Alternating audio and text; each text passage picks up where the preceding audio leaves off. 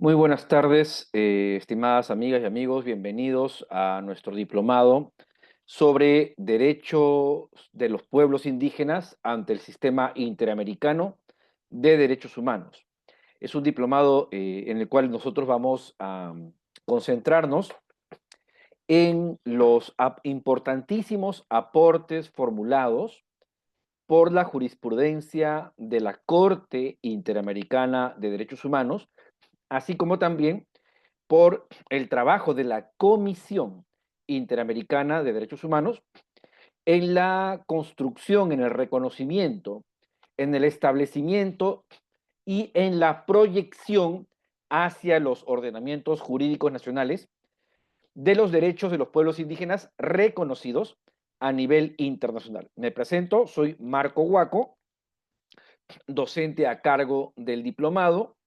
Tengo, bueno, trabajo académico y trabajo profesional de muchos años respecto al tema de los pueblos originarios y también pueblos afrodescendientes. De manera que vamos a poder compartir de manera especializada muchos temas importantes y la peculiar y particular importancia de este diplomado, amigas y amigos, reside en el carácter vanguardista del sistema interamericano de derechos humanos en comparación con los demás sistemas internacionales de protección de los derechos de los pueblos indígenas. ¿Por qué es importante este tema? Voy a dejar de compartir pantalla unos momentos. ¿Por qué es importante? A ver, fundamentalmente, vamos a ver aquí cómo corregimos esto. Disculpen un momento. Fundamentalmente, la situación de los derechos indígenas, bueno, consiste en derechos reconocidos a nivel internacional y también nacional, ¿no? Pero que tienen diferente alcance en los ordenamientos nacionales. Esto quiere decir que las constituciones políticas de los diversos países de Latinoamérica, que es el objetivo de nuestro diplomado, mencionan o no mencionan de forma distinta a los pueblos indígenas y afrodescendientes. Pero además, el marco legal de reconocimiento de derechos a los pueblos originarios y afrodescendientes varía de país a país. En pocas palabras, no existe uniformidad. Sin embargo, ¿dónde vamos a encontrar uniformidad conceptual y también uniformidad en la enumeración de los derechos que tienen los pueblos indígenas? Va a ser más bien en el orden internacional, ¿ya? Prácticamente o de forma concreta en el orden internacional, en el derecho internacional de los derechos humanos. Y en ese ámbito hay varios sistemas de protección, como veremos hoy más adelante. El sistema interamericano es, entre todos ellos, el que ha desarrollado más y mejor, de una manera muy profunda y además de una manera vinculante, es decir, obligatoria para los estados que forman parte del sistema interamericano, de varios estándares, o sea, criterios para reconocer derechos a los pueblos originarios. Entonces, es un diploma importantísimo porque abordará el contenido de lo que ha hecho el sistema interamericano, que está reconocido por la doctrina jurídica internacional como el sistema más avanzado en materia de derechos de los pueblos indígenas, más inclusive que los órganos internacionales de derechos humanos de las propias Naciones Unidas, o sea, los comités, ¿no? Los diversos comités o mecanismos convencionales de la ONU han realizado un importante y realizan un importante trabajo en materia de derechos originarios, pero a nivel de sentencias y a nivel de profundidad de derechos, el sistema interamericano resulta ser el sistema líder que además le marca la pauta a otros sistemas internacionales como el de la ONU, que ya mencioné, y también como el del sistema africano, que es otro sistema regional bastante involucrado en el tema de los pueblos indígenas, ¿ya? De manera que va a ser importante, amigas y amigos, que podamos estar atentas y atentos a este contenido. Bien, antes de poder avanzar con la parte central de la conferencia inaugural, que hoy va a durar menos que una clase normal, al ser la conferencia inaugural, más o menos una hora, hora y cuarto, ¿ya? Normalmente nuestras clases en este diplomado tienen una duración de 2 horas 30 minutos. Cada clase se graba en un canal privado de YouTube y nosotros les entregamos a todas y todos ustedes el enlace de la clase para que ustedes la puedan visualizar cuantas veces lo estimen conveniente y necesario, ¿ya? Cada clase, entonces, la próxima clase, que va a ser el día martes 23, la próxima semana, martes 23, es la clase 1, ¿no? Hoy día es la clase 0 o la conferencia inaugural, y a partir del día martes 23 tenemos la clase número 1 y en adelante desarrollaremos 9 sesiones, 9 clases en las cuales vamos a profundizar todo lo que ha hecho el Sistema Interamericano de Derechos Humanos a favor de los pueblos originarios y afrodescendientes. Bien, entonces es importante que ustedes sepan qué cosas, qué materiales académicos van a poder recibir por su participación en este diplomado, ¿ya? Eh, en primer lugar, las diapositivas de las clases, ¿sí? Todas las clases tienen diapositivas bastante textuales. ¿Por qué textuales? Eh, Porque las diapositivas tienen contenido académico resumido para ustedes. Ustedes estudian las diapositivas y van a tener un resumen del contenido del curso, que por otro lado, aparte de conocimiento, les va a servir para el examen final, ¿no? El diplomado tiene un examen final, pero no se asusten, todas y todos aquellos que estudien debidamente de las diapositivas, seguramente tendrán un resultado aprobatorio en el examen. El examen son 5 preguntas para marcar alternativas y el contenido del examen proviene justamente de las diapositivas, del texto que se encuentra en la diapositiva de cada una de las clases. Reitero, son 9 clases en las que vamos a abordar temas bastante interesantes desarrollados por el Sistema Interamericano de Derechos Humanos en relación a los pueblos originarios.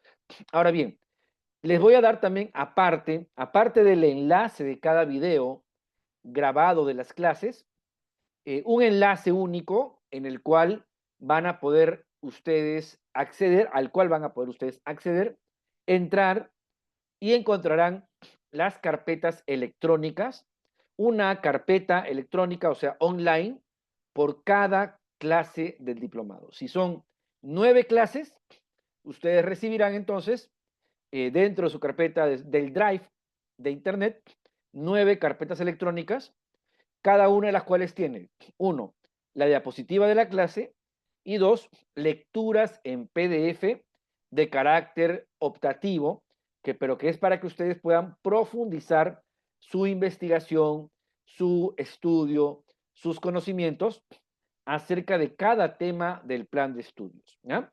Entonces son 9 carpetas, cada carpeta por cada tema del plan de estudio, dentro de cada carpeta la diapositiva de PowerPoint y también lecturas de profundización en PDF. Son lecturas bastante selectas, académicamente seleccionadas para que ustedes puedan profundizar sus conocimientos, ¿ya? Aparte de la grabación de las clases que estará en un video de YouTube. Bien, eso en relación al material académico. Y aparte, una vez aprobada la evaluación final, recibirán un certificado en el que consta que el diplomado de alta especialización sobre derechos de los pueblos indígenas en el Sistema Interamericano de Derechos Humanos ha sido aprobado por ustedes. Tenemos allí las instituciones que organizamos este diplomado con las debidas firmas, perdón, con la duración de las 220 horas académicas y 14 créditos académicos, que es un sistema de medición del esfuerzo académico a nivel internacional. Es un sistema de medición, un estándar internacional para medir el esfuerzo académico realizado en un programa de capacitación. Me refiero a las horas académicas y a los créditos, al creditaje, y en la parte posterior del certificado aparecen todos los temas estudiados en el diplomado, un código QR para identificación individual de cada certificado y números administrativos de registro que acreditan la autenticidad de nuestra certificación. ¿Ya? Muy bien. No sé si hay alguna pregunta. Ustedes pueden intervenir en cualquier momento formulando preguntas, comentarios sobre la exposición, con todo gusto, ¿ya? Eh, con todo gusto pueden ustedes hacerlo en cualquier momento, también por el chat, ¿ya? ¿Alguna pregunta hasta aquí? ¿Alguna pregunta hasta aquí? ¿Quisieran hacerle una pregunta sobre el desarrollo del diplomado? ¿Todo bien? Todo está correcto, doctor. Muchas gracias. Estamos entendiendo perfectamente y nada, tan pronto Excelente. hayan verdadera cuestionamientos de acuerdo a los temas, pues De acuerdo. actuaremos. Muchas gracias. Muy bien, William. ¿Los demás, todo bien? Ok, muy bien. Entonces, comencemos inmediatamente, ¿ya? Inmediatamente. Muy bien. A nivel internacional, ¿ya? Los pueblos originarios han buscado tener siempre presencia, de manera que las normas interamericanas sobre derechos humanos que actualmente existen a nivel internacional son el resultado de un largo proceso histórico y bastante interesante, ¿ya? Bastante interesante.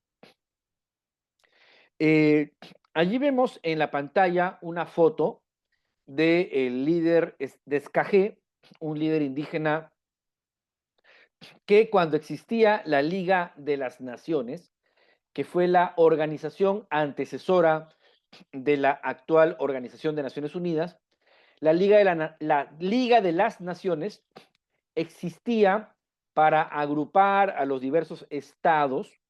Noten la diferencia entre la palabra estados y naciones, para evitar conflagraciones mundiales, conflictos mundiales, lo que no pudieron evitar, y de todas maneras se produjo la Segunda Guerra Mundial.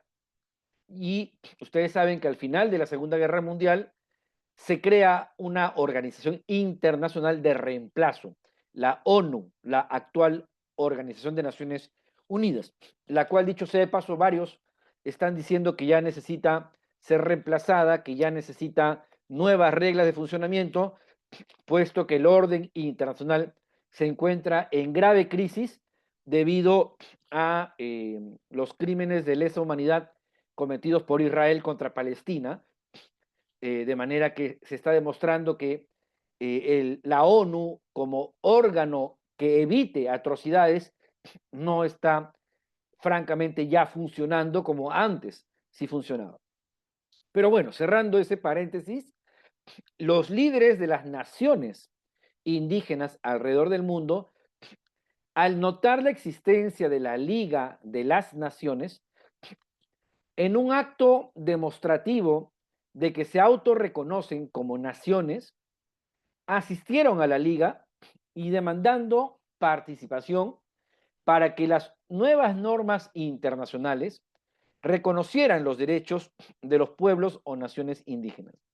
No se le permitió hacer uso de la palabra descaje, no se le permitió porque no era representante de un Estado, con lo cual nos demostró este líder indígena que en realidad en aquella época, así como hoy todavía algunos creen equivocadamente, la palabra nación supuestamente equivale a Estado, lo cual puede ser cierto solamente en caso de algunos países europeos, pero no en la mayoría de países a nivel mundial, en la que un Estado en realidad representa a una sociedad plurinacional, es decir, sociedades en las que existen varias naciones dentro de un mismo territorio demarcado políticamente.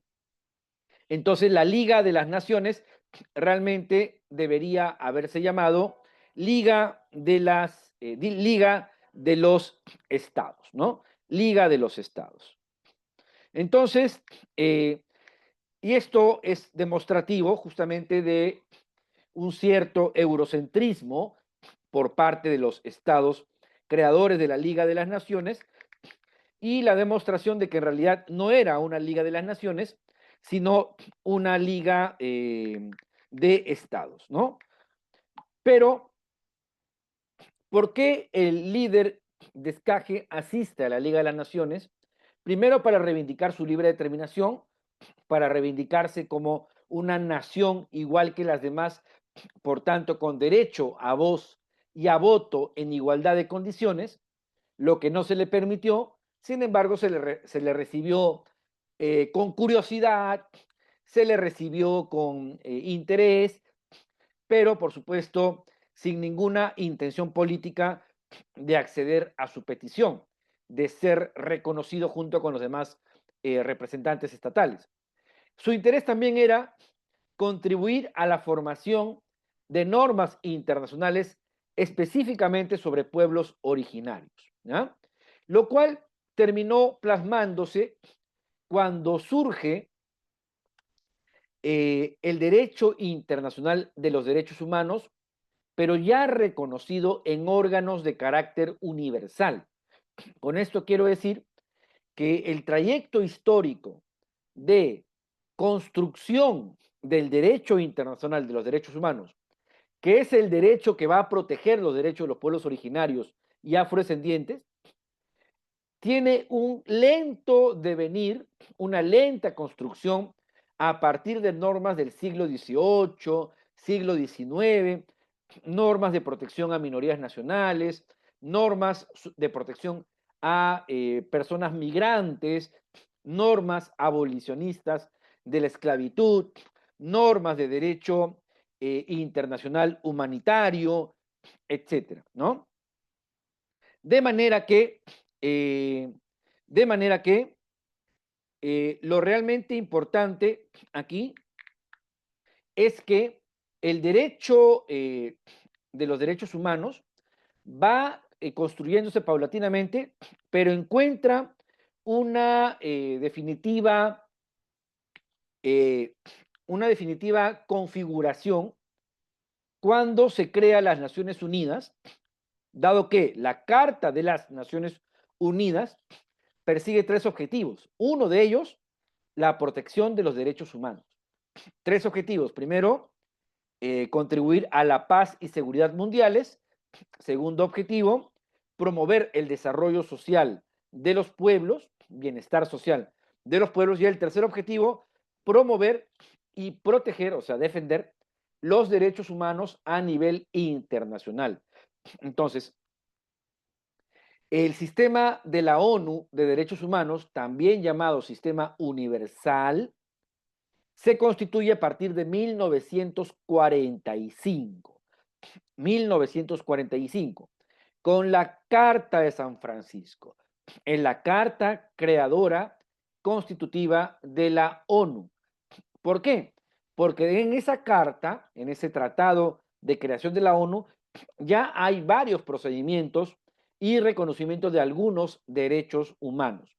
Y la ONU asume el compromiso, la finalidad de defender los derechos humanos a nivel internacional en el ámbito del ordenamiento jurídico de todos los países miembros de la ONU, 1945.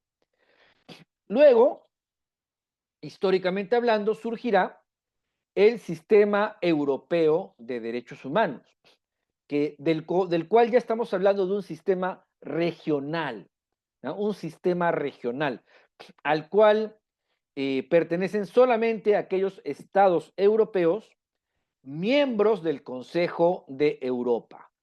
¿Ah? Miembros del Consejo de Europa. El Consejo de Europa, una organización supranacional, ¿correcto? Eh, que agrupa efectivamente a la mayoría de países europeos. No confundamos Consejo de Europa con Unión Europea. Y bueno, este Consejo de Europa aprueba la Convención Europea de Derechos y Libertades del Hombre, también aprueba la Carta Social Europea, aprueba otros tratados de derechos humanos solamente para el ámbito europeo y crea en un primer momento la Comisión Europea y Corte Europea de Derechos Humanos, pero luego ya con las reformas de Interlaken se elimina la Comisión Europea y solo se quedan con la Corte Europea de Derechos Humanos, a la cual cualquiera puede presentar una demanda de forma directa, por supuesto, luego de haber agotado los recursos judiciales previos. Entonces, en 1951, el Consejo de Europa establece el Sistema Europeo de Derechos Humanos. Luego, en el marco de la OEA, la Organización de Estados Americanos, se crea el Sistema Interamericano de Derechos Humanos, el nuestro. Y esto, con la aprobación de la Carta de la OEA, se da origen a la Comisión Interamericana de Derechos Humanos desde el origen, dado que la Comisión es parte integrante de la OEA, forma parte de su organigrama, y años después, en 1969, se aprobará la Convención Americana de Derechos Humanos, también llamada Pacto de San José de Costa Rica, ¿no? Y en ese marco es que se va a crear también eh, la Corte Interamericana de Derechos Humanos. La Corte Interamericana es establecida para hacer cumplir a los estados que hayan ratificado la Convención Americana. Con lo cual ya tendríamos comisión y corte, ¿no? En el sistema interamericano. Y luego tenemos en el ámbito mundial el sistema africano de derechos humanos, el cual es otro sistema regional de protección de derechos humanos, en el marco de la Unión Africana y en el año 81 de la aprobación de su Tratado de Derechos Humanos central más importante, el cual es la Carta Africana de Derechos Humanos y de los Pueblos. Es una carta muy interesante porque conjuga la protección de los derechos económicos, sociales y culturales, ¿no? Y los derechos de solidaridad que son de carácter colectivo, ¿no? Muy bien. Entonces, ahí tenemos tres sistemas regionales de derechos humanos y uno de carácter universal. Lo que vamos a estudiar en este diplomado es el sistema interamericano de derechos humanos que le marca la pauta al sistema de la ONU y también al africano.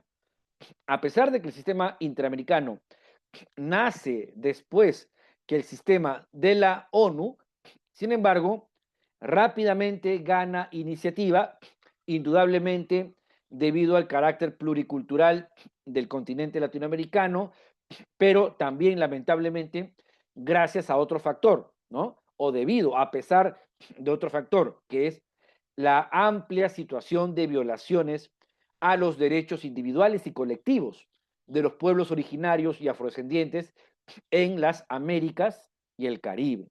Dado que existe esa situación sistemática de violación a derechos de las comunidades indígenas, es que entonces el sistema interamericano desarrolla una jurisprudencia francamente vanguardista e importante a nivel internacional.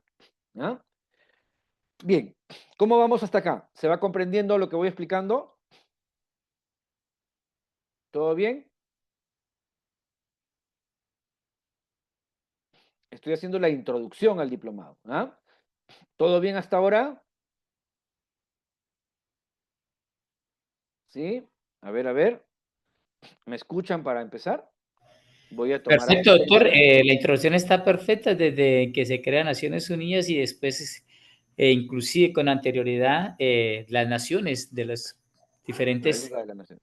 de la Liga de las Naciones y posteriormente cómo se crea la ONU, cómo sacan estos bellacos a nuestros ancestros de Ujú. esa comunidad internacional y pues solamente con la Comisión Internacional de Derechos Humanos a través de la OEA es que ya empiezan a darle los reconocimientos a nuestros pueblos ancestrales y de ahí en adelante es que se viene desarrollando en la Comisión Interamericana de Derechos Humanos esa corresponsabilidad tanto de derechos humanos, derechos fundamentales y sistema de derechos de cada país frente al respeto en la Constitución, donde esos derechos humanos se aterrizan en derechos fundamentales y en principio de legalidad. Muy bien, muy bien. Gracias, William. Perfecto. Muy Bien. bien, gracias. Muy bien. Es importante la participación en clase porque eso permite que el expositor también se retroalimente de lo que ustedes aportan y poder ir midiendo que todo se está comprendiendo claramente, porque el objetivo del expositor es que ustedes capten, ¿no?, el conocimiento que se está compartiendo, más allá pues de explicaciones jurídicas, todo se tiene que entender por todos los participantes, sean abogados o no lo sean, ¿ya? Es un diplomado de carácter universal también, igual que los derechos humanos, como debe ser. Bueno, entonces, eh, hay que ir comprendiendo, ¿ya? Hay que ir comprendiendo también el tema, ¿cuál es el fundamento de la justicia internacional de los derechos humanos? ¿Ya? La relación que tiene con la justicia nacional de nuestros países, porque muchas veces nos llevamos eh, falsas impresiones, por ejemplo, respecto a la actividad de la demanda, ¿no?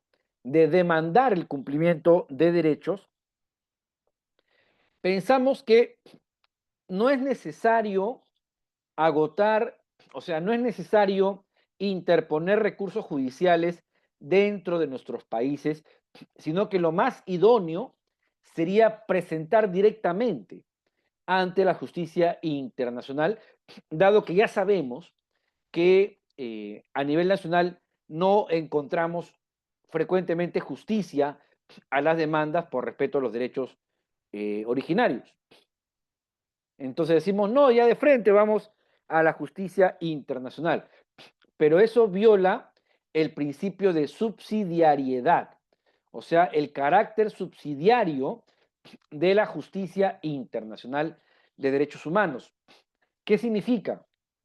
Que el punto de partida es, o sea, la base teórica de los sistemas internacionales de derechos humanos es que en realidad el juez más idóneo para resolver un conflicto sobre derechos humanos es el juez nacional. ¿Ah? El juez nacional. Aunque no nos guste que así sea. ¿Por qué? Porque el juez nacional conoce la cultura local. El juez nacional conoce el derecho, conoce el ordenamiento jurídico, la ley nacional. El juez nacional también debe conocer cuál es la realidad social de los pueblos originarios que existen en su país. Por eso digo, debería, ¿no? Entonces, el juez nacional es el que en realidad se encuentra mejor situado, dicen los autores en derecho internacional, es el que está mejor situado para resolver un conflicto en torno a derechos humanos. En cambio, los jueces internacionales todavía tienen que revisar una serie de conocimientos sobre la problemática nacional para recién poder abordar con justicia la solución de un determinado caso. ¿Ya? Entonces, eso es lo que tenemos que siempre tomar como en cuenta que está a la base. El principio de subsidiariedad, que significa que la justicia internacional es subsidiaria de la nacional, o sea, complementaria, ¿ya? O sea que entra en ejercicio cuando no ha funcionado la justicia nacional, ¿ya? Solo allí. Salvo que, por supuesto, hayan algunos casos de excepciones, porque también hay excepciones para poder evitar la justicia nacional y poder acudir directamente a la justicia internacional de derechos humanos. Pero en principio no es así, ¿ya? En principio hay un carácter complementario, subsidiario de la justicia internacional de derechos humanos. Es por eso que nadie puede presentar una demanda directamente ante la Comisión Interamericana, sino primero tendría que agotar las demandas judiciales nacionales, salvo algunas excepciones que ya voy a explicar. Dicho sea de paso, el sistema interamericano que está conformado por comisión y corte interamericana no permite que nadie pueda, bajo ningún concepto, presentar una demanda directamente ante la corte, que es la segunda etapa en el análisis de un proceso jurisdiccional internacional. Nadie puede presentar directamente ante la corte.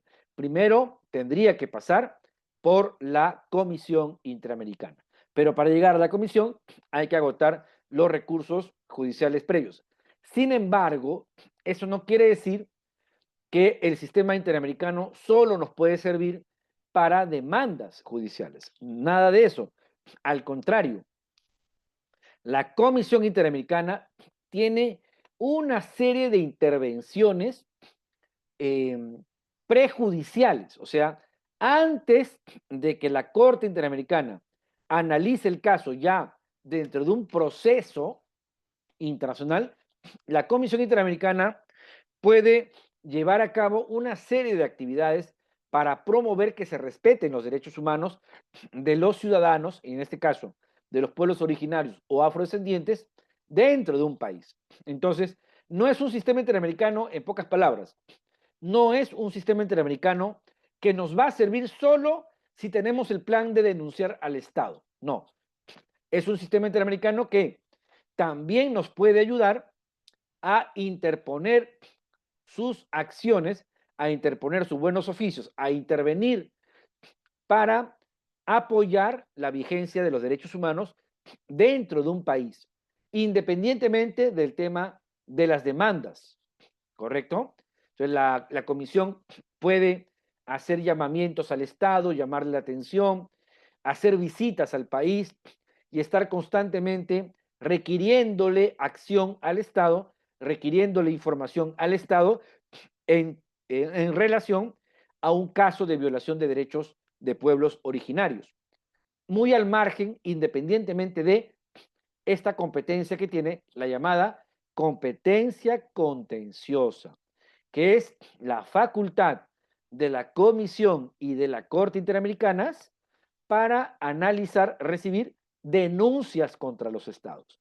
Entonces, independientemente de eso, tiene esta facultad llamada de promoción de los derechos humanos. ¿En qué consiste la promoción de los derechos humanos? En promover, hacer que los derechos humanos se respeten dentro de cada país. ¿Ya? Entonces, eh, hay que, por un lado, no caer en la falsa idea de que podemos acudir directamente al sistema interamericano sin haber agotado primero todos los recursos posibles dentro del país, pero tampoco hay que caer en la falsa idea de que solo podemos acudir a la Comisión Interamericana en vía de demanda. No, también solicitándole que intervenga, que interponga buenos oficios para influir a favor de los derechos humanos en el país. Otro tema importante es el segundo, miren, que es un sistema internacional basado en la soberanía y voluntad de los estados. ¿Por qué?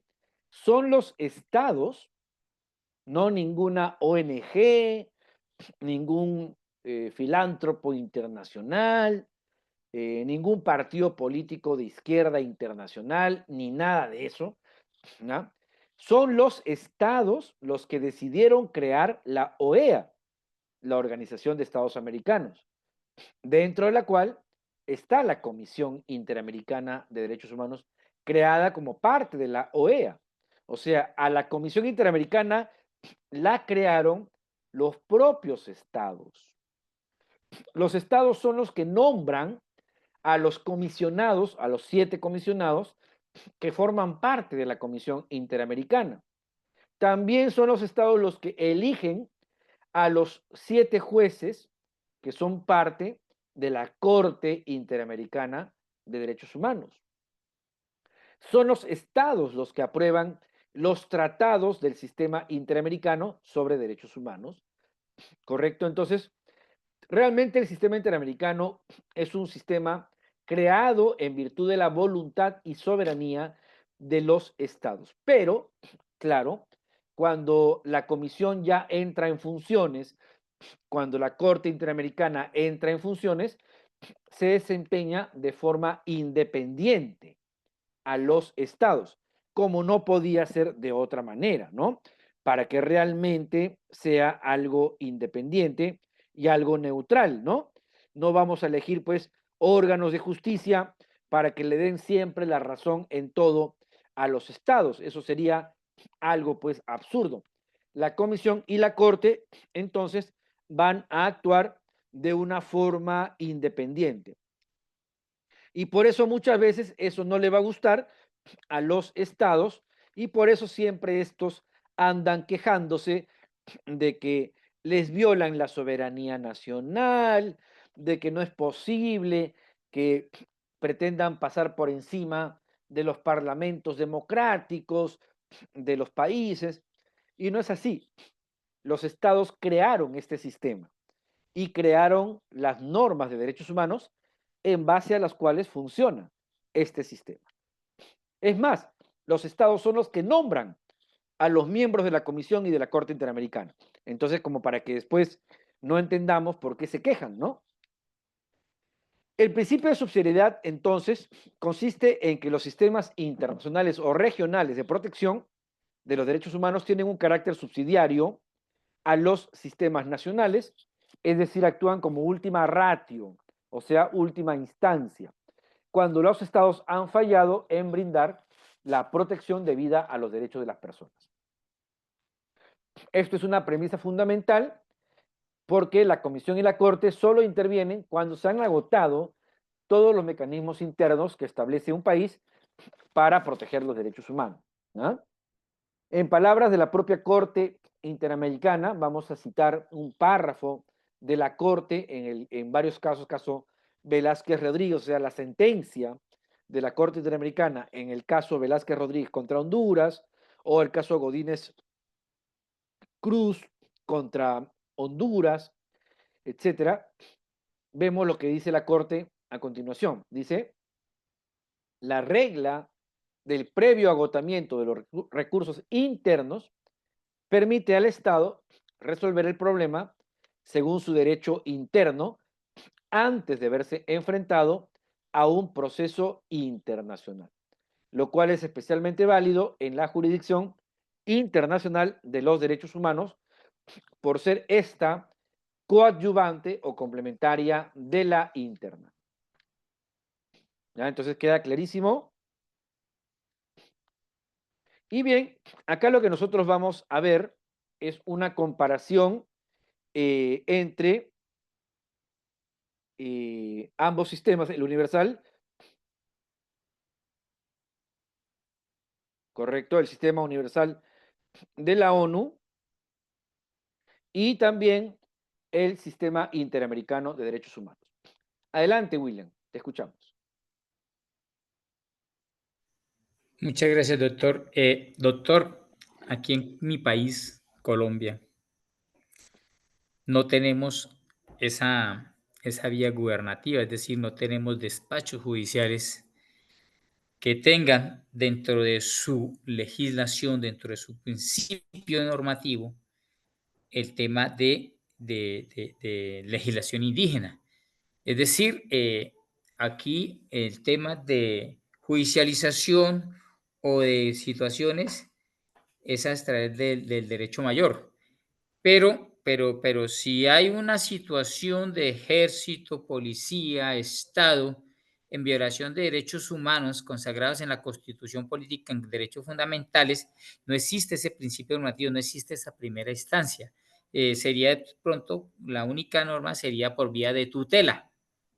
Entonces, como estamos faltos de ese principio gubernativo o normativo gubernativo de primera instancia, no entendería o no sabría cómo lo que usted está manifestando, primera instancia, principio normativo del país, segunda instancia, Corte Interamericana de Derechos Humanos. ¿No Ya. aplicaría para Colombia? No, sí, sí aplica para Colombia. De hecho, hay casos colombianos. Derecho mayor, cuando utilizas el término derecho mayor, ¿a qué te refieres en Colombia? Pues que cada comunidad, para Mm. poder ser reconocida como territorio indígena, sea étnico o multiétnico, ellos sacan una legislación para presentar ante la Presidencia de la República, Secretaría de Asuntos Indígenas, cómo es que está regido políticamente, administrativamente, democráticamente y Ajá. jurídicamente ese territorio indígena. Claro, entiendo. Pero Em, pero ujú, la Constitución política y el Estado social de derecho colombiano no ujú. tiene injerencia sobre temas penales o de derechos humanos, no tiene injerencia. Ya, sí entiendo, sí entiendo. Em, Encuentro muy difícil que el autogobierno indígena originario, con su derecho colectivo, no se encuentre bajo control constitucional del Estado colombiano. ¿Por qué? Porque los autogobiernos originarios no constituyen un Estado dentro de otro. O sea, el derecho propio de los autogobiernos originarios funciona en sus territorios, pero están sometidos a la constitución política de un país, ¿correcto? O sea, en ningún país los autogobiernos son autárquicos, sino siempre están sometidos a los principios constitucionales que rigen a todo el Estado. Entonces, el derecho propio rige en el territorio ancestral, pero a su vez el derecho propio forma parte de un ordenamiento jurídico mayor, que es el del Estado, ¿no? Que se rige principalmente por la constitución política.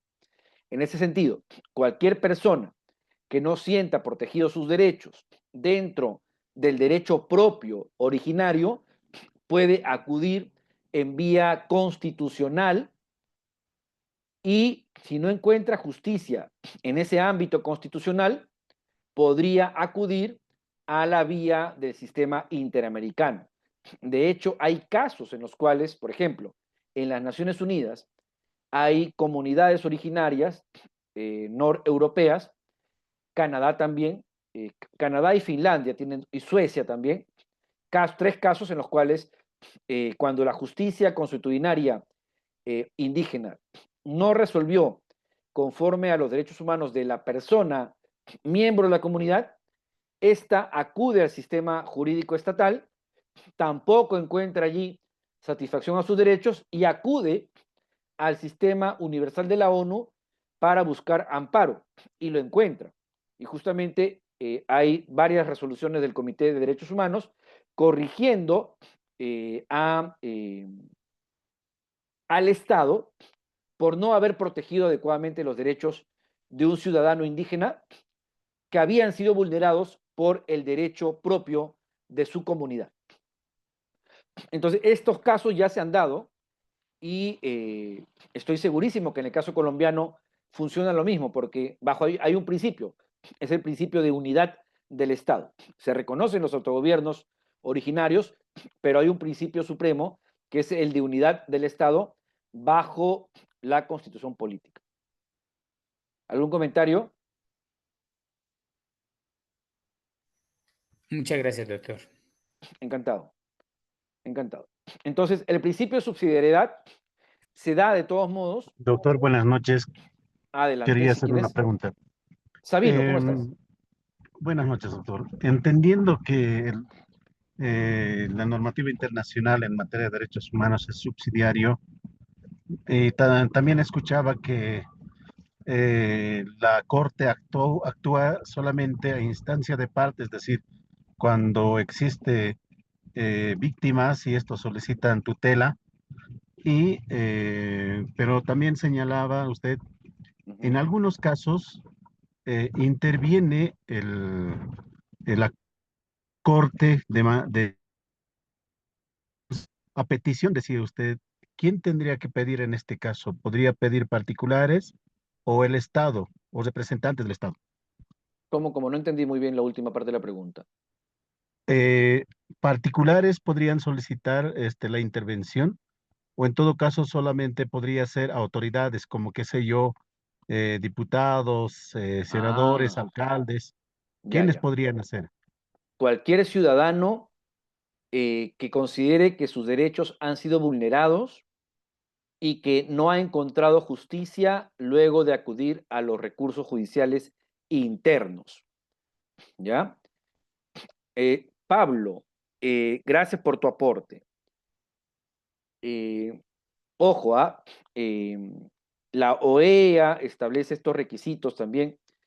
Entonces, Sabino, respondiendo a la pregunta es que no solo, o sea, este sistema interamericano de derechos humanos existe para que las personas, los ciudadanos o cualquier persona residente en un país miembro de la OEA interponga alguna demanda, entre comillas la palabra demanda, en realidad la denominación es una petición, ¿ya?, individual ante el sistema interamericano de derechos humanos. Eh, Hablando de la vía contenciosa, ojo, hablando del procedimiento de demandas, cualquier persona natural dentro de un Estado miembro de la OEA puede presentar una demanda ante la Comisión Interamericana, pero ojo, siempre luego de haber agotado los recursos judiciales previos, ¿ya?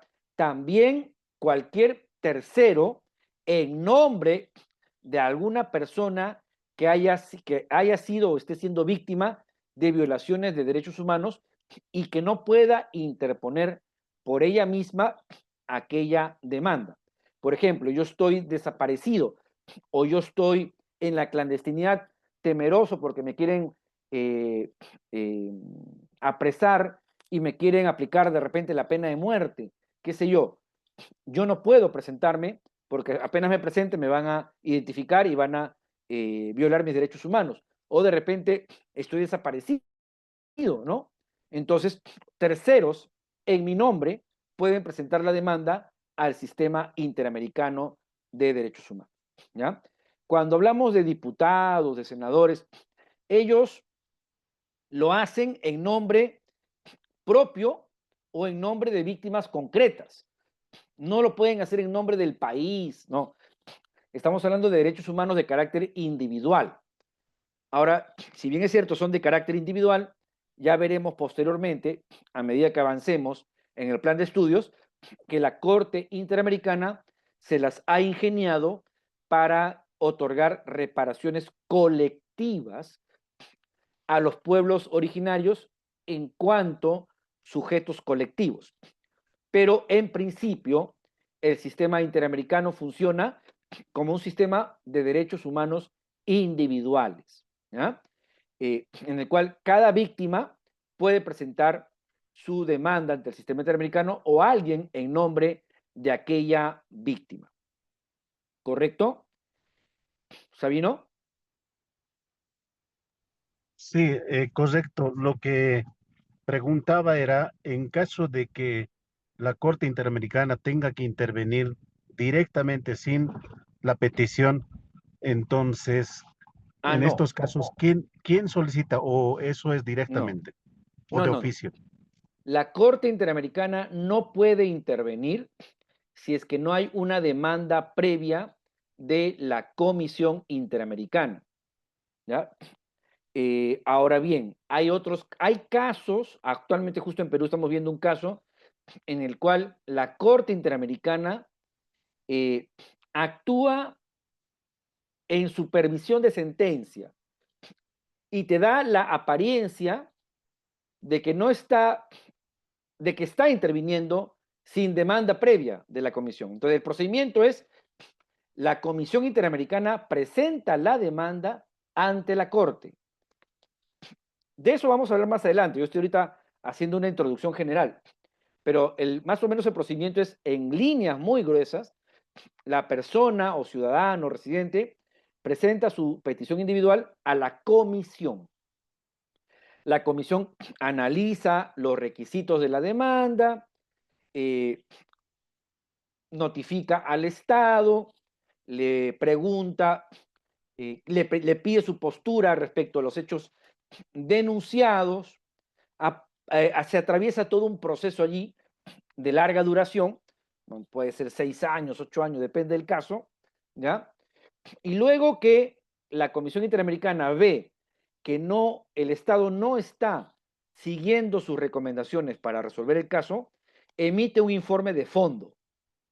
Un informe de fondo es un informe con sus conclusiones, en el cual dice el Estado tal ha violado los derechos humanos de estas personas, se le ha pedido que efectúe estas reparaciones a los derechos vulnerados, etcétera, etcétera, ¿ya? Y si el Estado no acata ese informe de fondo, la comisión, ojo Sabino, la comisión es la que presenta la demanda ante la Corte Interamericana. ¿Ya?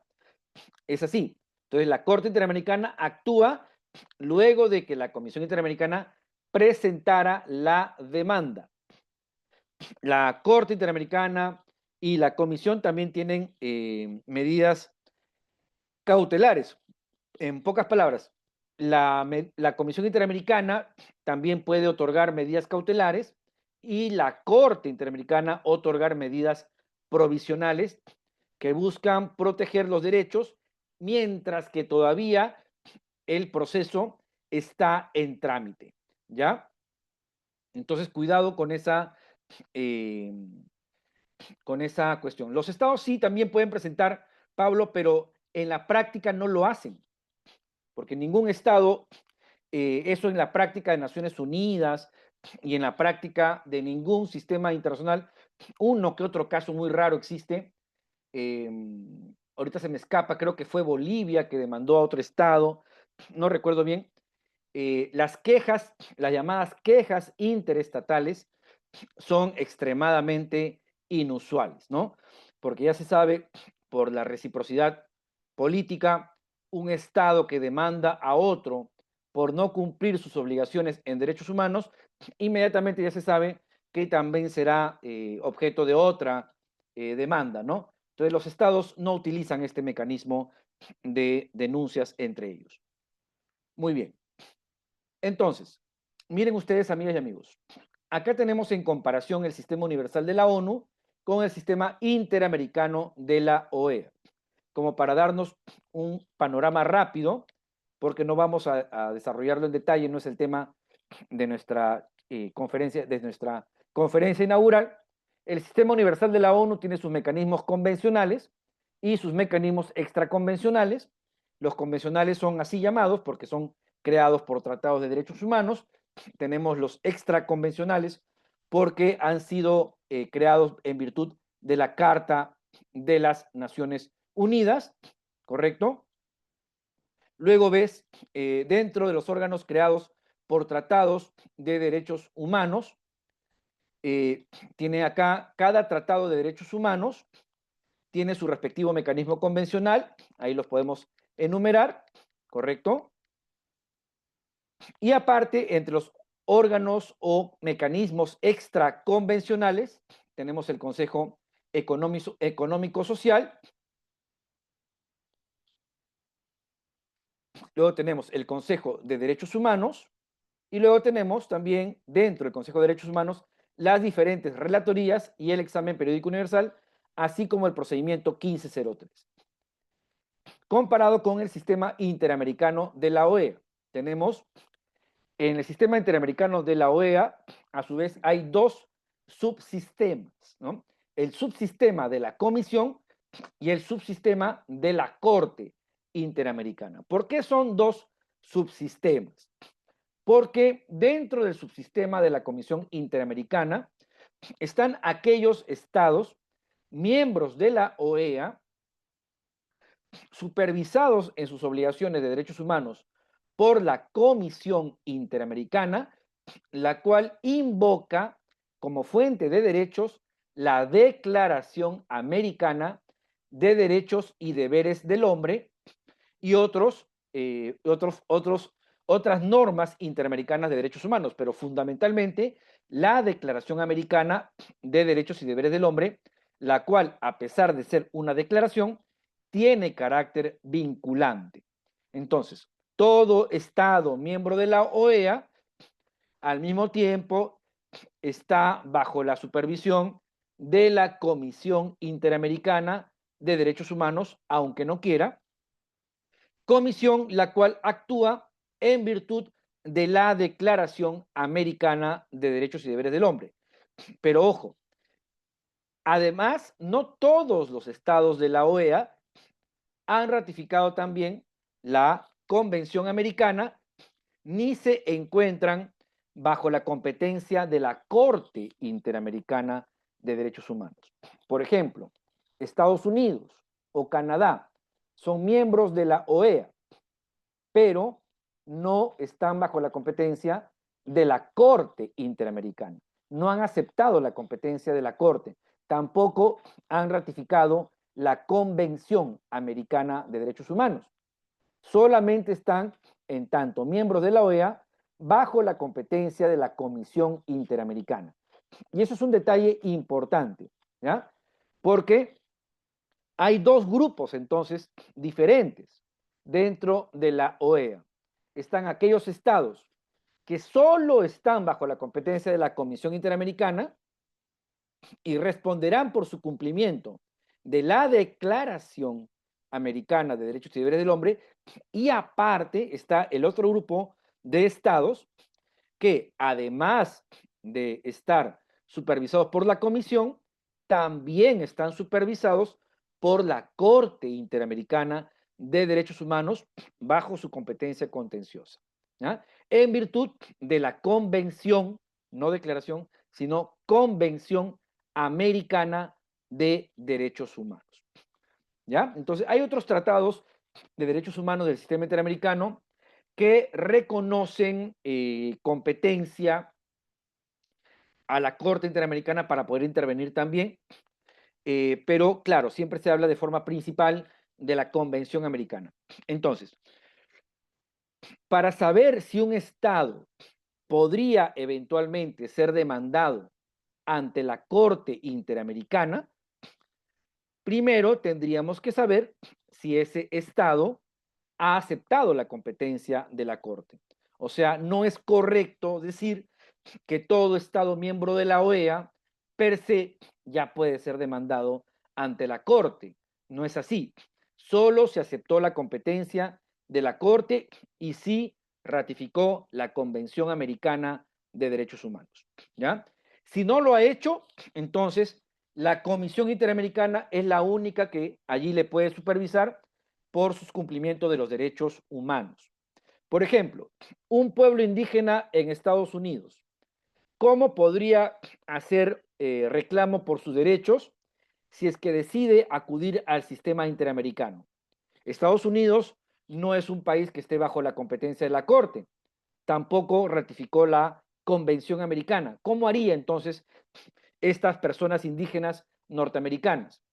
Tendrían que presentar, luego de haber agotado las vías nacionales previas, tendrían que haber presentado su petición ante la Comisión Interamericana de Derechos Humanos, y efectivamente eso ya ha sucedido. Hay algunos casos sobre derechos indígenas contra Estados Unidos, el caso de las hermanas Mary y Kerry Dan, por ejemplo, presentado ante la Comisión Interamericana, la cual presentó ya un informe de fondo sobre ese caso, bueno, hace mucho tiempo, ¿no? Entonces, así podría hacerse, ¿ya? Y hay que saber diferenciar entonces estos diversos grupos de países. En Latinoamérica, pues sí, la mayoría de estados, algunos que se han retirado, Nicaragua, por ejemplo, Nicaragua se retiró de la OEA, Nicaragua no solamente se retiró de la competencia de la Corte, sino que tampoco quería saber nada de la Comisión Interamericana. Entonces, la única manera de lograr que la Comisión Interamericana ya no le supervise era saliéndose totalmente de la OEA. Y Nicaragua, finalmente, ustedes saben, bajo el gobierno de los Ortega, Nicaragua se ha retirado de todo el sistema interamericano de derechos humanos al retirarse de la OEA. Porque eso es así, cuando un Estado amenaza, por ejemplo, en Perú otra vez estamos con esa pretensión, ¿no? El Perú otra vez está, el Estado peruano, señalando que se quiere retirar de la competencia de la Comisión y de la Corte. Bueno, para retirarse de la competencia de la Corte, tendría que denunciar, o sea, retirarse, entre comillas, de la Convención Americana. Pero para retirarse de la competencia de la Comisión, tendría que irse de la OEA al mismo tiempo. ¿Por qué? Porque la Comisión es parte indisoluble, es parte integrante de la OEA. ¿Ya? No se podría. Bien.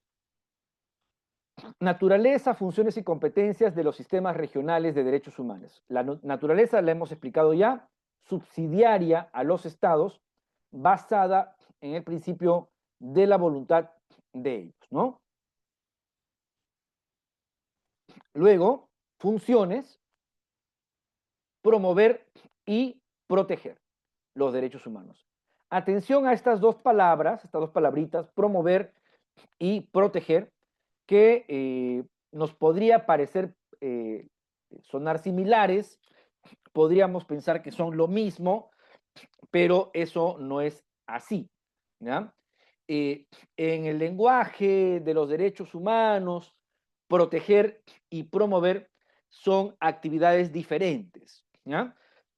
Promover implica sensibilizar, interponer buenos oficios. Por ejemplo, educar sobre derechos humanos implica, por ejemplo, una actividad de promoción o de promover los derechos humanos. ¿Ya? Sensibilizar, hacer capacitaciones sobre derechos humanos, constituye promoción de los derechos humanos. Luego, tenemos promoción también, realizar audiencias temáticas, etcétera. A ver, Pablo, yo no estoy entrando en este momento en detalles. Solamente estamos dando, Pablo, una conferencia de carácter general introductoria al diplomado. No puedo entrar en todos los detalles porque si no ya nos vamos a perder el foco, ¿no? Efectivamente, cuando se retiran los estados, siguen sujetos a la jurisdicción durante el tiempo que estuvo vigente su pertenencia, pero esos son detalles que no son, digamos, el tema central de nuestra exposición. Hay 1000 detalles más de carácter técnico sobre el funcionamiento del sistema interamericano y no es el objeto de ahora, ¿ya? Entonces, un poquito centrémonos en los temas. Entonces, promover los derechos humanos, visitas in loco. In loco significa que nosotros vamos a visitar, o sea, la Comisión Interamericana puede, por ejemplo, la Corte Interamericana también hacerlo, visitar un país, visitar una región, una zona, un lugar para verificar la situación de los derechos humanos. Eso tiene que ver con promover los derechos humanos. También consiste en revisar los informes periódicos de los estados. Esto quiere decir que los estados presentan informes periódicos a los órganos internacionales de derechos humanos y estos estados pasan una especie de examen o evaluación, entre comillas, acerca de su cumplimiento de los tratados de derechos humanos. Y ahí se aprovecha para efectuar observaciones, para la mejora de la legislación, para la resolución de casos concretos, para la adopción de políticas públicas a favor de los derechos humanos. Y también se formulan recomendaciones finales, informes anuales temáticos o sobre países. Esto son los estudios, análisis, investigaciones y conclusiones que los órganos internacionales de derechos humanos efectúan sobre la situación de los derechos humanos o de grupos en situación de vulnerabilidad dentro de los países para promover la conciencia sobre dichos derechos y para orientar a los estados a que cumplan los derechos humanos de dichos grupos o de dichas personas. Informes anuales, temáticos o sobre países. También se realizan audiencias, reuniones de trabajo y también se emiten resoluciones, recomendaciones y declaraciones no vinculantes. Entonces, todo esto dentro de la función de promover, que es como una especie de presión diplomática, ¿ya? Una forma de eh, impulsar a que los estados respeten los derechos humanos mediante la influencia de la Comisión o de la Corte Interamericana. Pero en cambio, ya cuando hablamos de proteger, ¿ya? Proteger los derechos humanos, allí ya estamos hablando de otra cosa. Allí sí estamos hablando de competencias contenciosas. La facultad de proteger los derechos humanos entra en juego cuando ya hay un emplazamiento contra el Estado, ¿ya? Es decir, hay una petición individual contra el Estado y una demanda contra el Estado por violación de derechos humanos. Los pueblos originarios, entonces, cuando tienen en mente el uso de los recursos del sistema interamericano, generalmente están focalizados en la segunda competencia, que es la competencia contenciosa. Sin embargo, también hay muchas posibilidades de acción en virtud de la función de promover los derechos humanos. Pero proteger, obviamente, es importante cuando, habiéndose agotado los recursos judiciales dentro del país o todos los recursos pertinentes, ya se puede acudir a la vía internacional en modalidad contenciosa.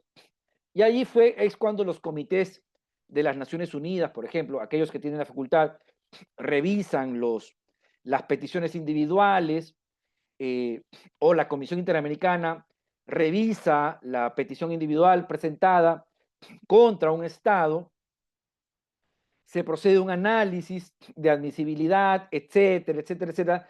Hay toda una serie de pasos técnicos que se sigue para analizar una, entre comillas, demanda y este órgano internacional de derechos humanos, sea de la ONU, sea del sistema interamericano, traslada, notifica al Estado que ha sido denunciado para que ejerza su derecho a la defensa. Ahí se producen aclaraciones, ampliaciones, van y vienen, etcétera. O sea, se produce una contradicción.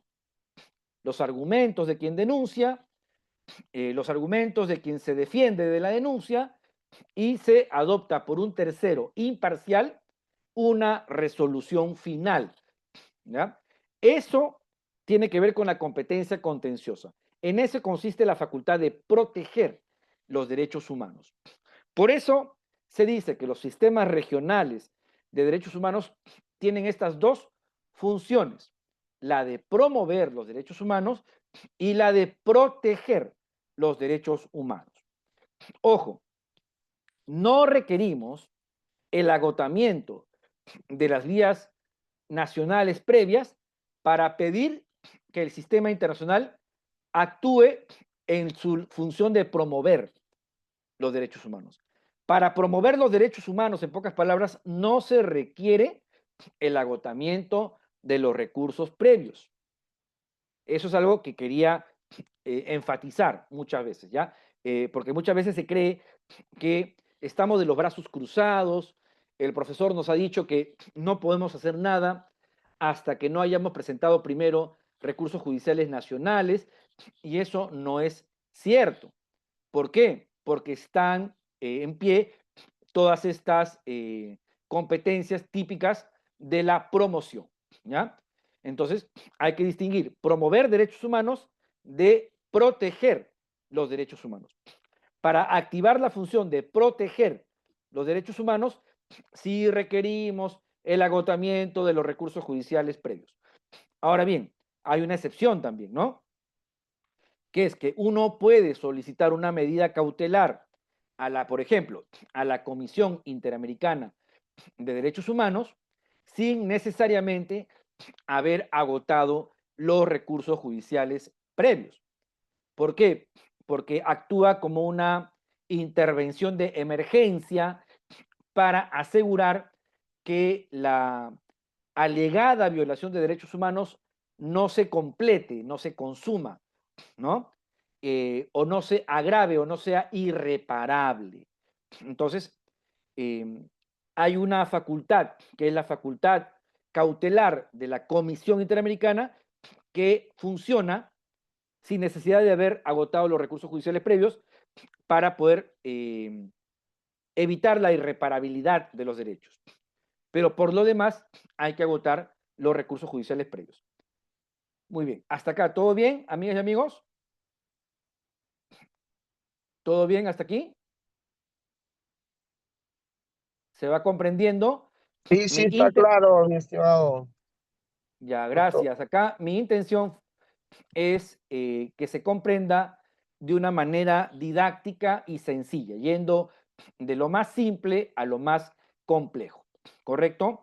No puedo acá acudir pues en detalles técnicos, no es un diplomado solo para abogados, sino para dirigentes de pueblos originarios, que también pueden ser abogados o no, dirigentes, activistas, derechos humanos, etcétera. Por eso tengo que hablar en líneas gruesas, pero también rigurosas. Bien, entonces, es interesante acá, vamos a hacerlo rápido de repente, este análisis comparativo por el tema tiempo, ya se nos está completando el tiempo. Ahí ustedes tienen una tabla comparativa acerca de los sistemas regionales. Acá nos incluye a la ONU, que es un sistema universal, los sistemas regionales de derechos humanos. Al centro está el sistema interamericano. Y vean ustedes, amigas y amigos, lo que dije, el sistema interamericano es reconocido como un sistema vanguardista, de vanguardia en materia de derechos de los pueblos originarios, ¿no? Muchos autores, curiosamente, europeos, logran hacer el contraste, ¿no? Lo conozco de primera mano, vuestro servidor ha llevado pues su posgrado en Estrasburgo, sede del Tribunal Europeo de Derechos Humanos, conversando con varios profesores de derechos humanos que eran en aquel tiempo jueces de la Corte, reconocían, porque mi tesis fue justamente sobre derechos indígenas en sistemas regionales, justamente ellos reconocían que el sistema interamericano tenía los derechos, había tenido mucha audacia en reconocer derechos humanos a pueblos originarios de carácter más avanzado que en el sistema europeo. A pesar de que el sistema europeo tenía y tiene todavía lo que es un tratado sobre protección de lenguas de minorías nacionales y también tiene muchas normas europeas sobre minorías étnico-lingüísticas. A pesar de eso, el consenso ideológico, el consenso político europeo no permitía llegar a los niveles de reconocimiento de derechos a los que sí había llegado exitosamente el sistema interamericano de derechos humanos, ¿no? Y por eso estos autores hablaban de un particularismo interamericano. ¿Qué significa esta palabra? El particularismo interamericano consiste en ser un ejemplo excepcional en relación al desarrollo, mediante la jurisprudencia, de los derechos de los pueblos indígenas, incluso yendo más allá de los estándares del convenio 169 de la OIT y siendo líder a la hora de marcar cuáles son los derechos de los pueblos originarios a las Naciones Unidas. Entonces, las Naciones Unidas, más o menos el movimiento evolutivo de los derechos indígenas es como sigue, ¿no? Ahorita se los digo en términos, digamos, gráficos nada más, ¿no? A líneas gruesas. El convenio 169 de la OIT, ¿no? El que ustedes, seguramente todos ustedes conocen, aprobado en el año 1989, es el tratado de la OIT más popular, más conocido, que reconoce derechos de los pueblos originarios y afrodescendientes. El convenio 169 de la OIT marca un hito importantísimo a nivel jurídico internacional en la protección de los derechos de los pueblos originarios. Reconoce derecho a la consulta previa, de una forma recortada, el derecho al consentimiento, el derecho al territorio, el derecho a la participación en beneficios, el derecho a que los pueblos indígenas participen en las políticas de desarrollo y en cualquier medida que los estados aprueben respecto de sus derechos colectivos, etcétera, etcétera. O sea, el convenio 169, perdón, reconoce una serie de derechos novedosos, algunos repitiendo al convenio 107 anterior, pero otros francamente novedosos. Por ejemplo, todo el capítulo sobre derechos territoriales es nuevo totalmente en el convenio 169. Y ahí marca un hecho histórico. Solamente lo ratifican hasta la fecha 24 estados, ¿ya? La mayoría de ellos latinoamericanos, uno que otro europeo, etc. Pero a pesar de que es ratificado solamente por 24 estados hasta el momento, tiene una influencia doctrinal, tiene una influencia teórica global importantísima, a pesar de que los estados, la mayoría de ellos, no han querido ratificarlo, por miedo a la consulta previa, por miedo al derecho al territorio, etcétera, ¿no? Y esta influencia del convenio 169 llega a los comités de derechos humanos de la ONU, por ejemplo, el Comité de Derechos Humanos, el Comité de Derechos Económicos, Sociales y Culturales, el Comité para la Eliminación de la Discriminación Racial de la ONU, etcétera, quienes comienzan a interpretar los tratados de derechos humanos de la ONU, que son de carácter universal, general, y los comienzan a interpretar de una manera específica, aplicándolo al caso de los pueblos indígenas, ¿ya? Y comienzan poco a poco a desarrollar sus propios conceptos sobre derechos indígenas, pero por influencia del convenio 169. Casi en forma paralela, pero un poco posterior, hace lo mismo el sistema interamericano de derechos humanos. Pero pronto el sistema interamericano va a tomar la delantera a partir de la década de los 90, al comenzar a emitir, mediante la Corte Interamericana, una serie de sentencias, ¿no? Sentencias sobre pueblos originarios. De hecho, la Comisión Interamericana también tiene un rol importante porque la Comisión Interamericana crea la primera relatoría de todas, justamente dedicada a los pueblos indígenas, ¿no? En el año, si no me equivoco, en 1991, la Comisión Interamericana crea la Relatoría sobre Derechos de los Pueblos Indígenas y luego ya creará más relatorías.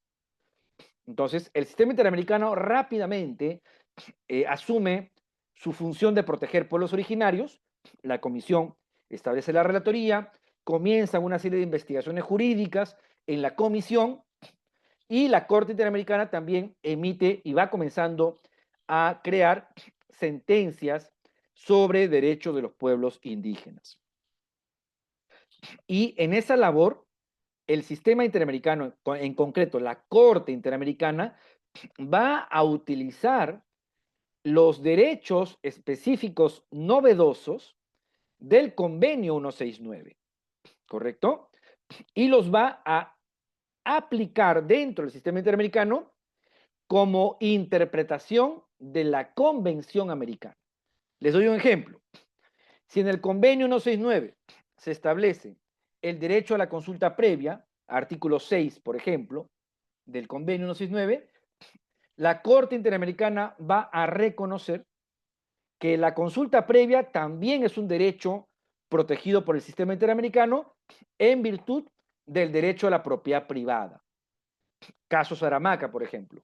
La Corte Interamericana señala allí, y en otras sentencias más, que los pueblos indígenas tienen derecho a la propiedad colectiva, a la propiedad privada colectiva, y en virtud de ese derecho, los estados tienen que respetar el derecho a la consulta previa antes de aprobar cualquier proyecto extractivo o de infraestructura o de otra índole en sus territorios, ¿ya?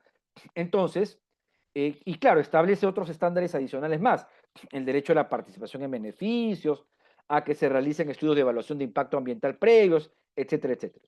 Entonces, estos derechos que desarrolla la Corte Interamericana como derechos de los pueblos indígenas y afrodescendientes, señala la Corte, derivan del artículo 21 de la Convención Americana que reconoce el derecho a la propiedad privada.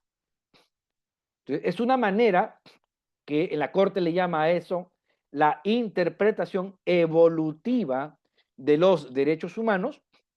Señala la Corte, yo voy a leer la Convención Americana de una forma nueva, bajo lo que se entiende derecho humano a la propiedad privada, voy a reconocer allí dentro el concepto de derecho al territorio de los pueblos originarios, ¿ya? Derecho al territorio.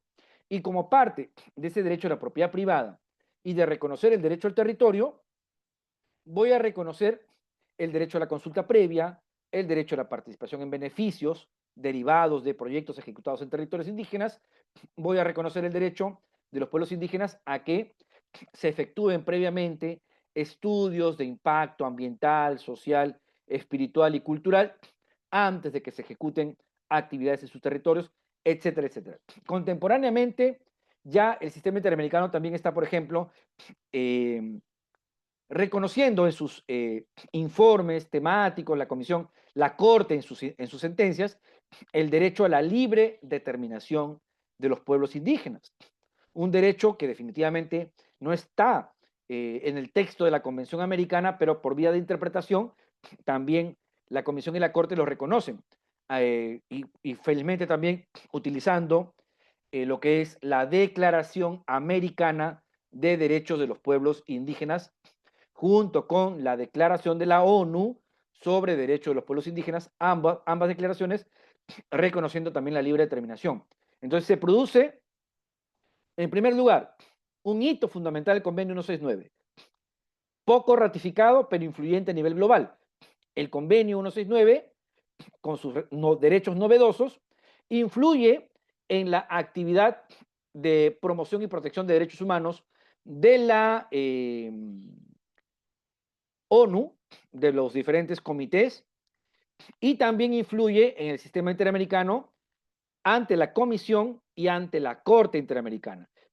Y ahí es que se produce, digamos, el despegue de la jurisprudencia de la Corte Interamericana sobre derechos de los pueblos indígenas, descollando, teniendo adquiriendo un carácter de liderazgo global en establecer derechos para los pueblos indígenas desde los sistemas internacionales de protección. Posteriormente ya surge el sistema africano de derechos humanos. El sistema africano es interesante porque viene a plasmar normativamente, o sea, en la Carta Africana de Derechos Humanos y de los Pueblos, ¿correcto? Viene a plasmar en un texto normativo por primera vez un tratado vinculante, valga la redundancia, porque todo tratado es vinculante, viene a plasmar en esta Carta Africana la nueva y evolucionada doctrina de los derechos humanos. En sus primeras épocas, los derechos humanos se reconocían como que los derechos de primera generación, es decir, los derechos civiles y políticos, se entendían como verdaderos derechos, entre comillas, como los únicos exigibles de forma inmediata. Mientras que los derechos económicos, sociales y culturales no se entendían como verdaderos derechos porque se creía que estos derechos eran progresivos, de gradual cumplimiento. Hoy la doctrina ya no reconoce eso, los tribunales internacionales de derechos humanos tampoco, ¿no? Todos los derechos humanos son iguales, indivisibles, interdependientes, inalienables, todos tienen un aspecto de inmediato cumplimiento y tienen otro aspecto de progresivo cumplimiento. Ya no se puede decir como antes se decía, equivocadamente, los derechos civiles y políticos sí se pueden presentar a demanda porque son de inmediato cumplimiento, exigibles. En cambio, los otros, económicos, sociales y culturales, no. Esa doctrina ya no está vigente, es anacrónica, está desfasada. Entonces, esto ya lo plasma la Carta Africana de Derechos Humanos y de los Pueblos. En el catálogo de derechos humanos que se enumera en este tratado africano, todas las categorías de derechos humanos están reconocidas una a continuación de la otra. No están separados, como sí en el sistema europeo y el sistema africano, ¿no? En el sistema europeo, la Convención Europea por un lado y la Carta Social Europea por otro. En el sistema interamericano, la Convención Americana por un lado y el Protocolo de San Salvador sobre derechos económicos, sociales y culturales por otro lado. En la Carta Africana ya no, están todos en un mismo tratado. Otra cosa importante y relevante sobre pueblos indígenas es que la Carta Africana reconoce derechos humanos colectivos, derechos de los pueblos, lo cual no hace el sistema europeo ni interamericano.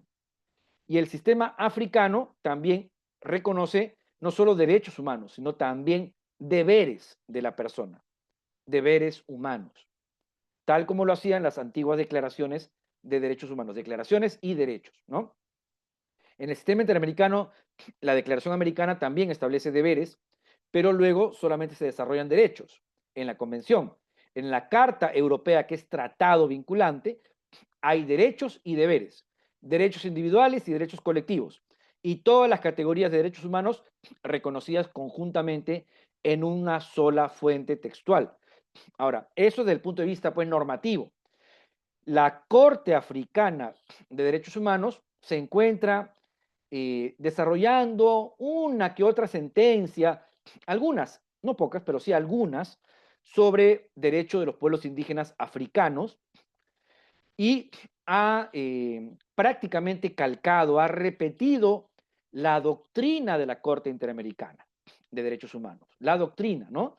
Por ejemplo, el tema de la vida digna, ¿no? La vida digna es un concepto jurisprudencial de la Corte Interamericana aplicado a varios casos de pueblos indígenas, y la Corte señala ahí que la violación al derecho a la vida para la Corte Interamericana no solo consiste, estoy dando solamente un ejemplo, ¿ya? No solo consiste en la privación de la vida física, o sea, que te maten, sino que la violación del derecho a la vida también ocurre cuando no existen condiciones dignas de existencia, o sea, cuando el Estado no cumple con garantizar el derecho a la vida, a la integridad, a la vivienda, a la alimentación, a la salud, a la educación. O sea, un conjunto mínimo de derechos, el umbral mínimo de derechos humanos que toda persona necesita para un nivel básico de existencia digna. Este concepto de vida digna, la Corte Interamericana en varias sentencias lo va a aplicar a varios pueblos originarios, en varias sentencias, ¿correcto? Este concepto, muy propio de la jurisprudencia interamericana, también lo utilizará la Corte Africana de Derechos Humanos, en algunos casos que ya luego hablaremos en detalle como parte del desarrollo del diplomado, ¿correcto? Eso nos hace ver entonces cómo es tal la influencia internacional global de la Corte Interamericana a nivel de sistemas internacionales. La Corte Interamericana ha influido sobre la ONU, por ejemplo, respecto a la cuestión del derecho al consentimiento. Allí donde se reconocía solo consulta previa, sin establecer el consentimiento como algo obligatorio. En ciertos casos, por ejemplo, proyectos con profundo impacto sobre la vida de los pueblos indígenas, la Corte Interamericana establece ese estándar. Y luego la ONU recoge el concepto de derecho al consentimiento del sistema interamericano y lo aplica. Los diferentes comités de la ONU de derechos humanos aplican el concepto de derecho al consentimiento indígena que marca la jurisprudencia de la Corte Interamericana. Entonces la Corte influye en la Corte Africana, la Corte Interamericana, influye en la africana, influye en los comités de la ONU. El sistema europeo no se deja influir fácilmente. El sistema europeo es un sistema realmente es un sistema bastante conservador en materia de pueblos indígenas, indudablemente por razones ideológicas, ¿no? ideológicas. Pero la influencia de la Corte Interamericana, ya para terminar y dar paso de repente a algunas preguntas o comentarios, no termina allí la influencia de la Corte Interamericana. Decididamente influye también, obviamente, sobre las constituciones políticas, sobre la jurisprudencia constitucional y sobre la legislación de los países del sistema interamericano. Y va más allá, claro. Pero a lo que a nosotros nos importa es los países latinoamericanos. De manera que hay una obligación jurídica, indudablemente, de los Estados miembros de la OEA de conducirse, es decir, su legislación interna, sus políticas públicas, sus proyectos gubernamentales, tienen que respetar, deberían respetar los estándares obligatorios sobre derechos de pueblos originarios y afrodescendientes establecidos por el sistema interamericano. Hay una obligación de respetar los tratados y también el principio de buena fe que obliga a que los estados acaten las recomendaciones no vinculantes de la Comisión y acaten las sentencias per se vinculantes de la Corte Interamericana.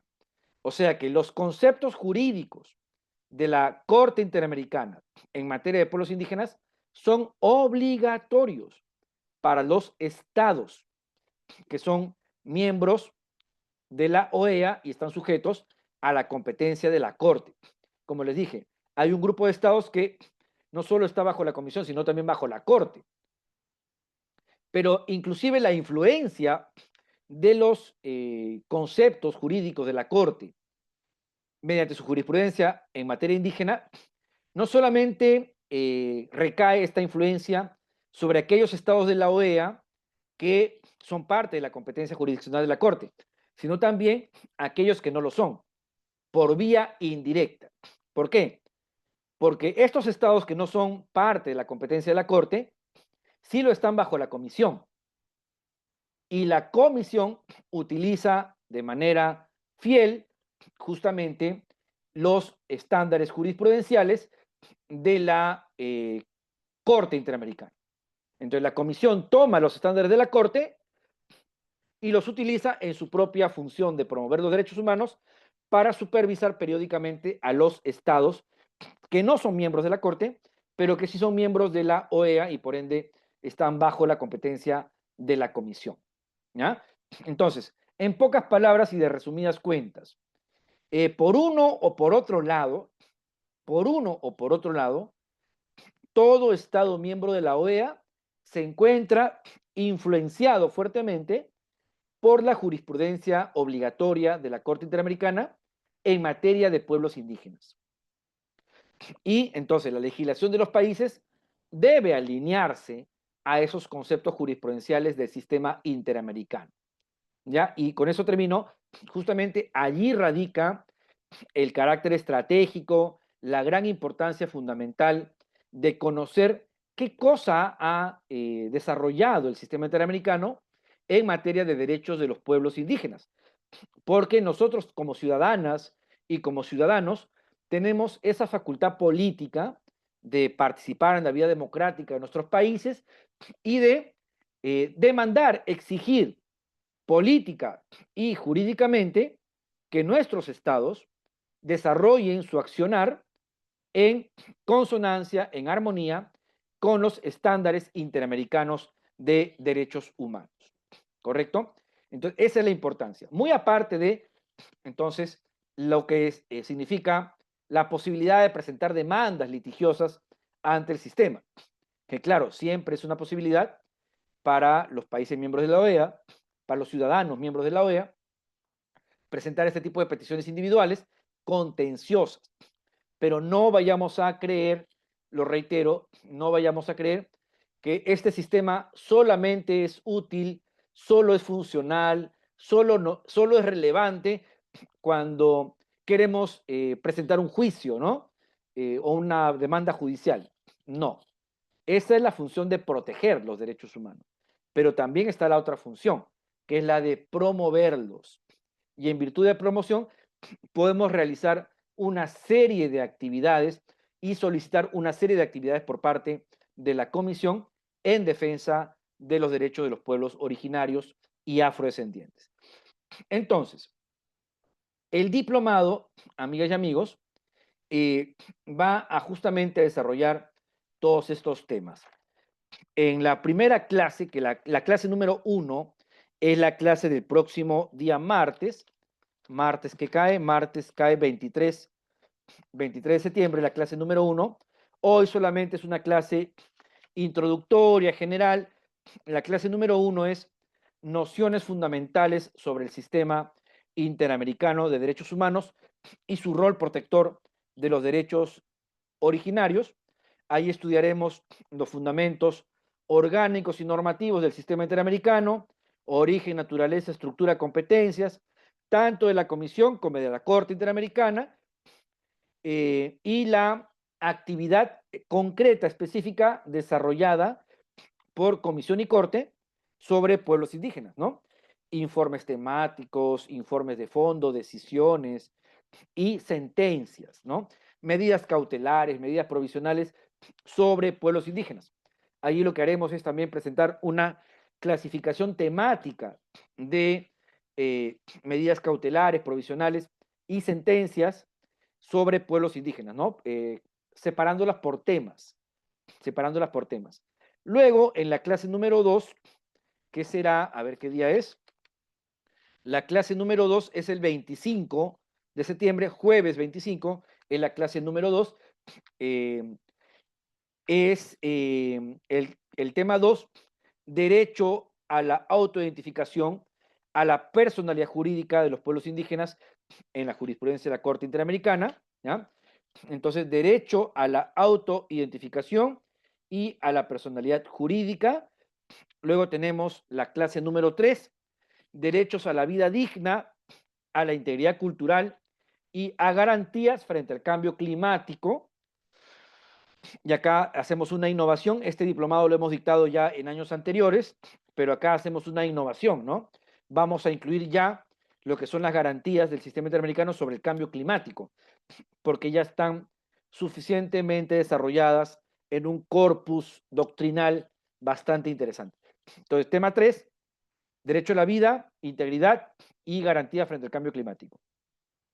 La clase número 4, derechos a las garantías judiciales, a la lengua propia, a la familia y derechos de niños y mujeres indígenas en la jurisprudencia de la Corte.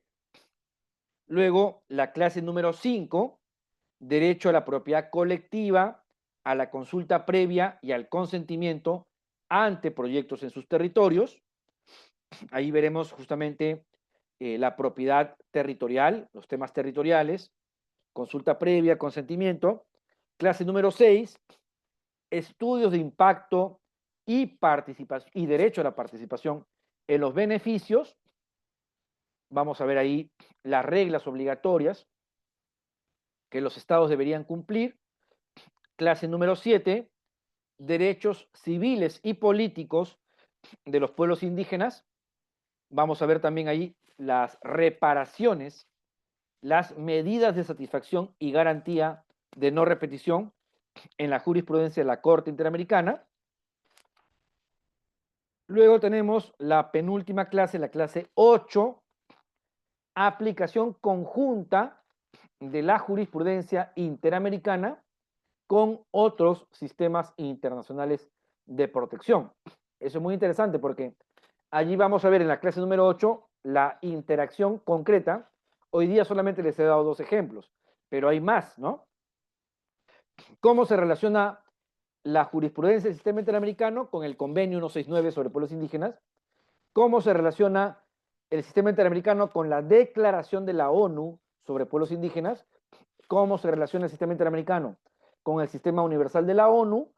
Y cómo ha influido mutuamente al sistema europeo y africano en relación a pueblos indígenas. Y finalmente, la última clase, un taller aplicativo, ¿no? Un taller de carácter aplicativo.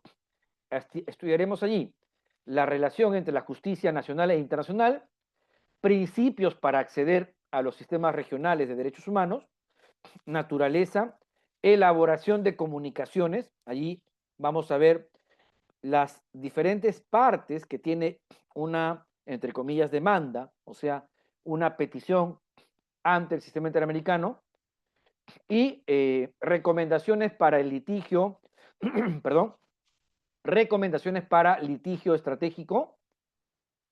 Y allí también vamos a incluir lo que es los mecanismos promocionales ante la comisión en caso de derechos indígenas, ¿ya? Porque eso también es muy importante en lo que es la lucha a favor de los derechos indígenas. No solamente estudiar cómo demandar, sino también estudiar cómo pedir ayuda a la Comisión Interamericana para que nos respalde en la defensa de derechos indígenas sin necesidad de haber agotado los recursos judiciales previos, ¿ya? Muy bien. Entonces, reitero un poquito la información entregada al inicio, ¿ya? Las clases son los días martes y jueves, ¿ya? Solamente que este martes próximo no hay clase porque todavía estamos en etapa de inscripciones al diplomado. Entonces, hoy día esta ha sido la conferencia inaugural en la que hemos hablado de varios temas introductorios nada más. Las clases comienzan el día martes 23, la clase número 1, y a partir de ahí son martes y jueves, a las 6 de la tarde, hora Lima, ¿no? Para que ustedes calculen qué hora es en sus países. Acá en Lima, en este instante, son las 7:48, ¿ya? 7:48. Entonces, ustedes saben que en sus respectivos países la hora puede ser similar o diferente, ¿no? A veces hay una hora de diferencia, una hora adelante o una hora atrás, o también hay 2 horas, ¿no? De diferencia, como con Argentina hay 2 horas de diferencia. En fin. Entonces, en este momento acá son las 7:48 de la noche. Eh, las clases inician a las 6 de la tarde, hora Perú. De repente en su ciudad es una hora más o una hora menos. Cada clase tiene una duración de 2 horas 30 minutos, ¿ya? 2 horas 30 minutos. Todas las clases son grabadas, ¿ya? Todas las clases son grabadas para que ustedes las puedan ver una y otra vez. Les entregamos en una carpeta electrónica las diapositivas de la clase junto con lecturas para profundización, ¿ya?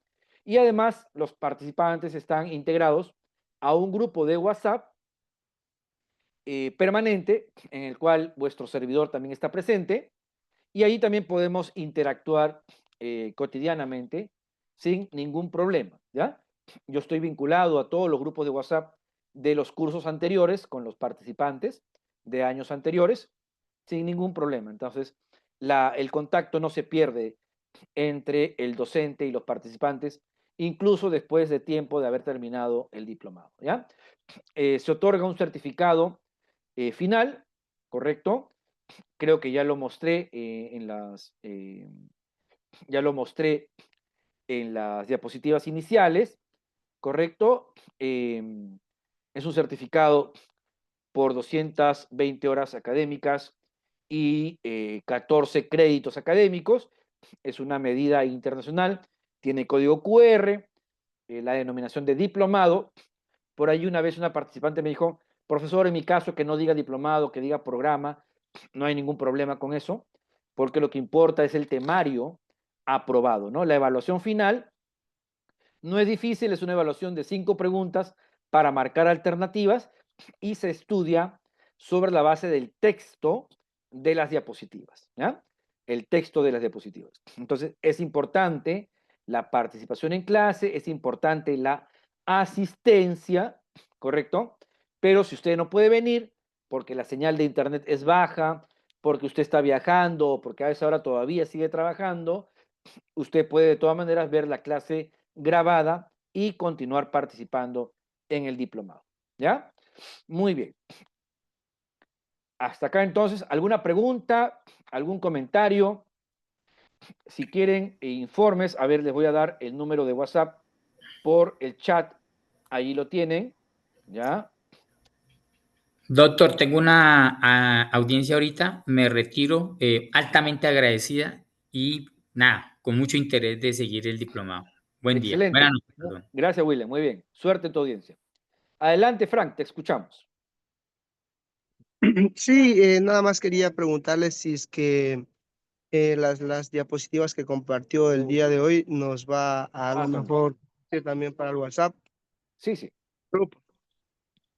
Sí, la grabación de la clase y las diapositivas las voy a compartir por el grupo de WhatsApp. Claro que sí. Las de hoy también, desde luego. Porque de ahí tenía unas preguntas sobre el asunto de la comisión, pero como ya habló, ya que la temática en sí la íbamos como que a abordar en las clases más futuras, entonces pues ahí será el momento más preciso. ¿Para De qué? acuerdo. Excelente. Con todo gusto. Gracias. Muy bien. Muy bien, amigas y amigos. ¿Alguna pregunta? Miren en el chat, he dejado el teléfono, correcto, el teléfono de contacto para quienes quieran todavía aprovechar el tiempo e inscribirse en este diplomado, ¿ya? Todavía hay oportunidades, son bienvenidas y bienvenidos. Y bueno, ya tema costos, facilidades de pago y todo eso lo podemos ver por el WhatsApp con mayor tranquilidad, no se preocupen. Muy bien, ¿alguna pregunta, amigas y amigos? Si no la hubiera, entonces nos vamos despidiendo tempranamente hoy día. Bueno, ni tan temprano, miren, ya casi son las 2 horas, pero no importa, ¿no? Buenas noches, profe. Una pregunta. Sí, tu nombre, por favor. Gilbert Rodríguez. Buenas noches. Buena, Gilbert, adelante, Gilbert. Buenas noches. Quería preguntarle algo. Ya, María, un ratito. Primero, Gilbert, que había activado antes el audio, por favor, un segundito. Sí, adelante, Gilbert. Profe, buenas noches, pues.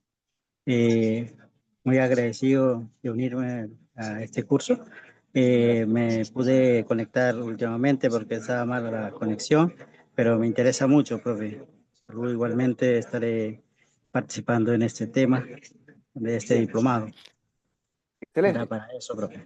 Ya, ahí tienes en el chat el número de teléfono para poder escribirnos, ¿ya? Gilbert. Vale, sí, señor. Muchas gracias, profe. Encantado. Adelante, Mary. Puedes activar tu audio, por favor, Mary. Muy buenas noches. Mi nombre ¿Qué es tal, Mariluz Farbs. Mary? ¿Qué tal? Ya puse el audio. Sí. ¿No me escucha? Sí, te ¿Ya me escuchamos muy escucha? bien. Sí, muy bien. Ok, mi nombre es Mariluz Farbs. No, de la isla de San Andrés. Pertenecemos a Colombia. Estamos a 1 hora de Nicaragua y casi 2 horas de Colombia. Nosotros somos una etnia aquí en la isla de San Andrés, que estamos en Centroamérica. Nosotros hablamos un criol, un inglés criollo que habla en casi todo el Caribe. Nuestras costumbres son totalmente diferentes al resto del pueblo de Colombia. Me interesa mucho saber sobre los derechos de los pueblos, puesto que en la OIT hay algo que habla sobre la toponimia que no se debe modificar porque es que los nombres de los lugares de aquí de la isla tienen un origen, una historia. Sin embargo, por imposición han cambiado los nombres de nuestros sectores sin respetar de que nosotros estuvimos aquí antes de que Colombia fuera la Gran Colombia y Colombia se llamara Colombia. Claro. Entonces, a mí me interesa saber mucho de los derechos, me parece muy interesante sus clases y le agradezco mucho porque me ha abierto mucho más los ojos. Gracias. Encantado, Mari. Muy bien. Estoy seguro que va a ser de mucha utilidad los conocimientos que vamos a desarrollar acá. Es un mundo bien interesante. A veces se cree que es muy acotado, pero en realidad no, es bastante amplio. Y bien útil además. Muy bien. Entonces, acá estamos con Byron, Elizabeth, Engels, Frank, Gloria, Gilbert, Jason, María, Escobar, Mary, Mirna, Lisette, Pablo, Federico, Pamela, Rufino, Sabino, Sara y Josabet. Muy bien. Muchas gracias por su presencia y participación a lo largo de esta clase inaugural, de esta conferencia inaugural. Y entonces espero que nos podamos ir viendo con todas y con todos el próximo martes 23 a las 6 de la tarde, hora en Lima. Repito, en este momento acá en Lima son 7:56. ¿Ah? 7:56. Muy bien. Entonces, un gusto. Ya recibí tu mensaje, Lenin. Muy bien, ahora nos comunicamos. Muchas gracias a todas y a todos ustedes. Y entonces nos vemos, espero, el próximo día martes. Muchas gracias. Al grupo de WhatsApp de los participantes inscritos enviaré esta grabación de video, así como las diapositivas. Muchas gracias. Entonces, hasta pronto. Hasta el próximo martes 23. Que Dios les bendiga. Gracias, doctor. Una buena noche para usted y para los compañeros. Igualmente, muchas gracias. Gracias. Buenas noches para todas y todos ustedes. Que estén bien. Buenas noches, doctor. Muchas gracias. Igualmente, gracias. Nos vemos.